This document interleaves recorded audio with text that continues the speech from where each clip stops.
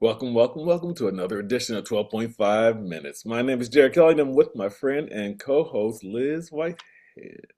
Hi, Jared. Hey, good to see you again. We're ready.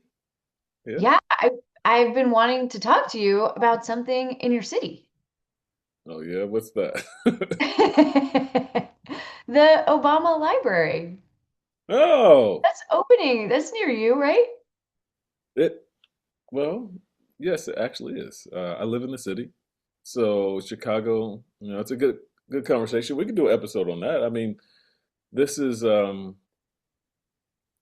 it comes to crazy, scary, genius, and hilarious, there's definitely some topics in this particular category because the Presidential Center is what it's called, the Obama Presidential Center. Okay. It is not only a historical phenomenon, it's a cultural phenomenon, but it's one of the biggest tourist attractions that Chicago will see in its near future, at least in the next ten years or so. We did lose one, but we can get to that later. But yeah, the Presidential Center is very unique because it's a hybrid. It's not just one thing. It is um, the museum has a museum tower. It has a public library, so presidential libraries are a big deal, and I know they've talked about it enough where the Obama family just did not want a stale library to be the legacy. But in this particular case, it's very unique because it's the very first digital library. Um, Ah, so so you got that, and you have other buildings. You got a forum in there. You got basketball courts, which is obviously a part of his signature personality and interests. They have indoor and outdoor spaces. So the Presidential Center is it's crazy in a good way in terms of everything that's happening to the city, and also it's crazy everything that they've gone through. The foundation went through to get us to this point, and I'm okay. very impressed by what they've done. Yeah, I like that it's going to be more than just a library too. That seems very on brand for what's happening. Because most of the presidents, they just have a presidential library and here's the documents. But this is a real, I mean, he started as an organizer, right? It's a real community space and a third space that we don't have a lot of. Right. And it's a cultural space. So it reminds me of two things. So when we think about museums, like there's museums all over the world, and we know like in the US, like the biggest museums are kind of like New York, we got tons of people, of course, and Mhm. there's obviously some in your area. Uh, yeah, in DC, we have some museums. Yeah. We have a few. You have a few. Like you guys have like the largest museum, The you know, Smithsonian. yes, yes. Like that complex alone has like a ton of museums, like 20 or something, 21 museums under that one brand. Um, that is huge. And like New York has the Met, I'm sure you've been there. Those are cultural attractions that bring people all over the world, right? And so even the Met, they bring in like nearly 6 million visitors a year. The reason why all this is important is because that same type of connectivity and attraction is coming to Chicago. And that's just on the museum side. Do you know? I hear the question for you. Do you know on the presidential library side which one is the biggest or gets the most attention? I do not. No. No idea. No It, idea. if you just guess, like which library out of all of our presidents, which one do you think people visit the most? Um, I don't know. JFK? Um, I think it's high. I think he's number two though. I think Oh, okay. Ronald Reagan's library is actually number one. So, and that is in California. Right. So when it comes down to their visitation though, as a library, you know, being number one, they're getting like 260,000 visits a year. They have a special exhibit over there that kind of brought them closer to around 400,000 visitors. But the reason I'm bringing all this up is because that's just a library, and the presidential center is this hybrid. So it's bringing people from different places, different areas of the world for different reasons. You can have a very different experience at the presidential center than you have going to any of these single individual cultural institutions. And so they're going to expect that they quote around 700,000, 750,000 visitors a year. I know it's going to be higher than that. You can put me on record for that. I know it's going to be higher than that. It just doesn't make sense that it won't be. I think that the start of this is to get familiar with running and operating so many different spaces at the same time. But as they do so, they'll probably change the hours and they'll have more people, in terms of accessibility, in terms of tickets and all that. It's going to grow. It's going to be a huge um, cultural impact to this city and financial impact in terms of tourism. So, So what's scary about it? well, I think two things can be scary. One, I think our city um, is not ready. I think Chicago is not ready from 2 points. I think from a business side, I don't think all the businesses are ready. They want and hope for um, the economic impact to flood into the neighborhoods, right? That's essential. But at the same time, right now we have, like many other cities, we have some strong concerns about how our young people, our young teens and young adults, how they look at their city and how they gather and sometimes create a whole lot of chaos that is very anti-tourist. Oh, right. Yeah. Right? So I have some very sincere concerns, and that's scary to me.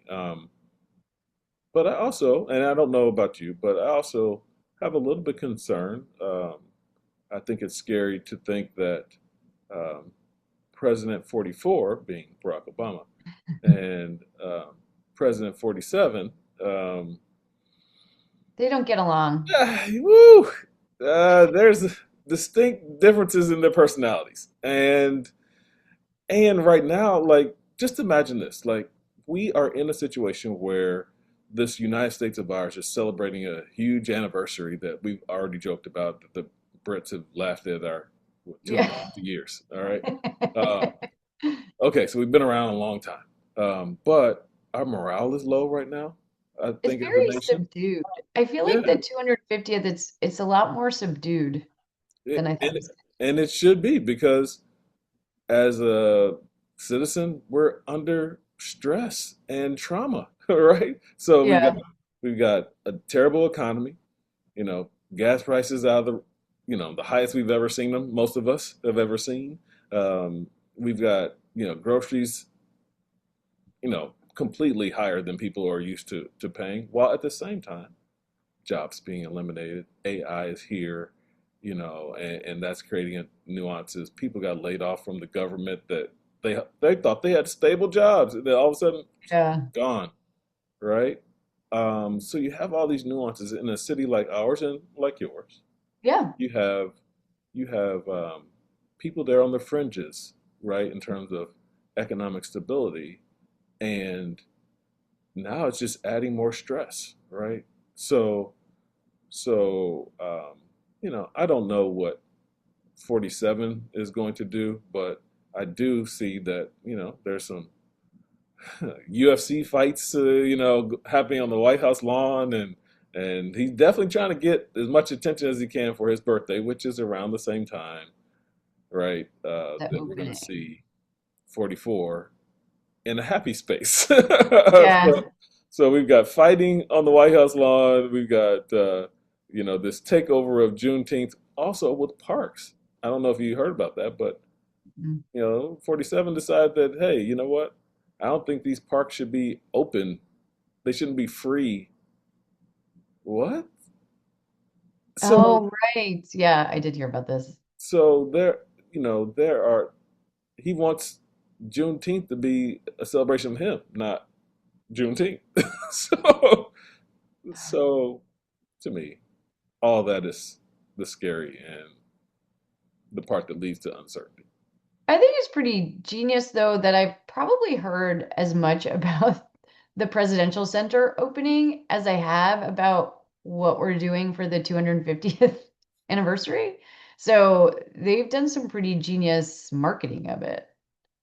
Yeah, I definitely.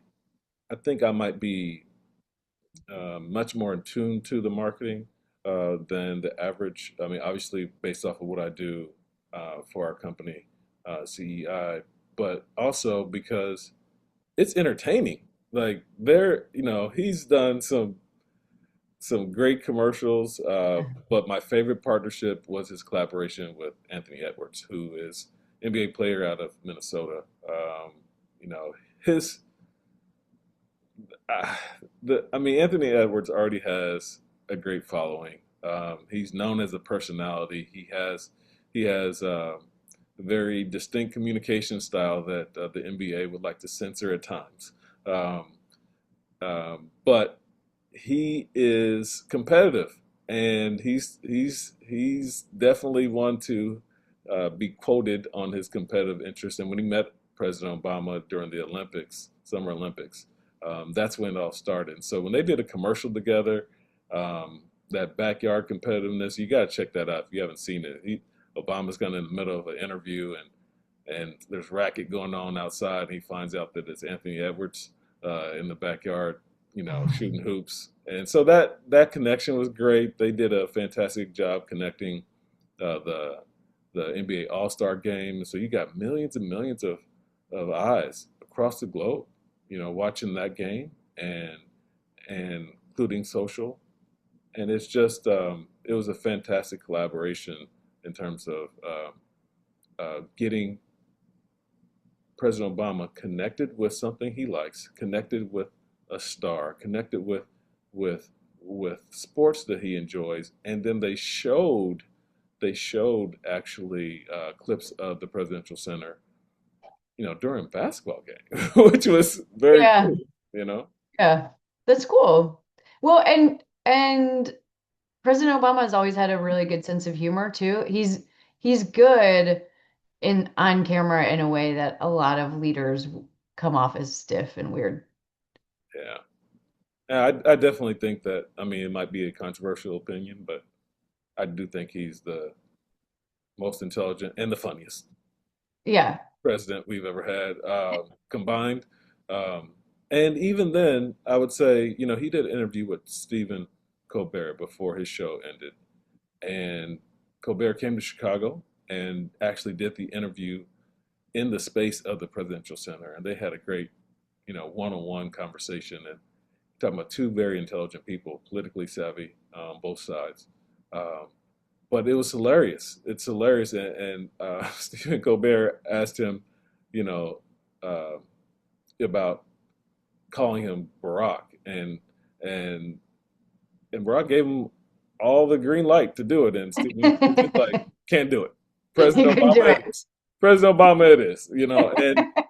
And there's this kind of joke in there where he basically alludes to like you know what about you, Stephen, running for president, and that whole conversation. I think Stephen Colbert actually started it, but the whole point was Barack was like, yeah, no, I didn't say I was endorsing you, but good luck with that shit. uh, but that very intelligent and humorous, and I would also, I don't know if you saw this one. I don't know if you saw this one, but Key and Peele start the skit. I know what you're gonna say. Yeah, Yeah, I've that's one of seen the funniest things ever. Like the anger translator hits home so strongly to many of us, but certainly to me. I thought that was genius, and it happened at the White House Correspondents' Dinner, which this year, different type of it. chaos. Didn't have the Yeah. humor to it, right? So Are Key and Peele, like, is that skit gonna be featured in the museum somewhere? if it is, I don't know where it is, but I think it should be. I think it should be. It's a Um, cultural touchstone. I at the very least, I will look out. We'll have to come back to this and see if Keegan Michael Key ends up doing a cameo appearance as Luther, with President Obama. That would be absolutely hilarious and fantastic. So Well, I guess I'll have to come to Chicago and see. yes, please do. We invite you and everyone. Bring your friends. We want you to come and contact me in advance because I got the hookup. So anyway. All right. Well, another great episode. 12.5 minutes. My name is Jared Kelly. This is Liz Whitehead. We're done. We're out of here. Bye for now. Right.